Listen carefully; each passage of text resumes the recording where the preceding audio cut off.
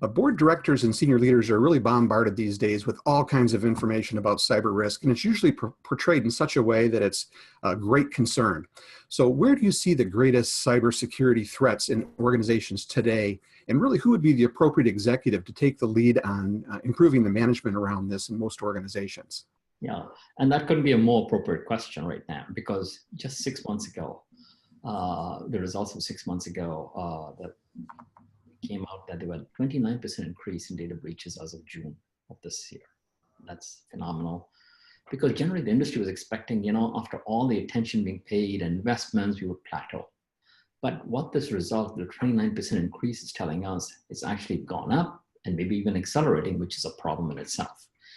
So the greatest risk right now is actually this privacy compromise of data is the greatest thing and a great impediment right now in the industry today, because this data breaches continue unabated. So that's a problem.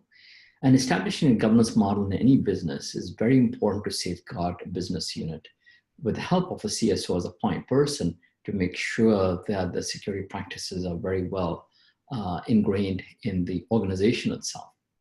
And safeguarding a business today is a responsibility of everyone in the organization, including employees of the business. We've heard so much about phishing effects, which hurt the business anytime, because employees inadvertently click on a link, which is a bad link, and allows outside actors to get entrenched in the organization.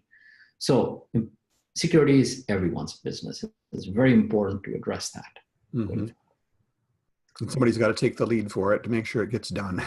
Yeah, and the CISO is on point to make that happen, along with other C-suite executives like myself, who are responsible for the client as well as employees in the organization. Yeah, sometimes the weakest link in the chain, right, is the most danger to the organization, and oftentimes those third parties are that weak link. Yep, that's also a very important point. Yes.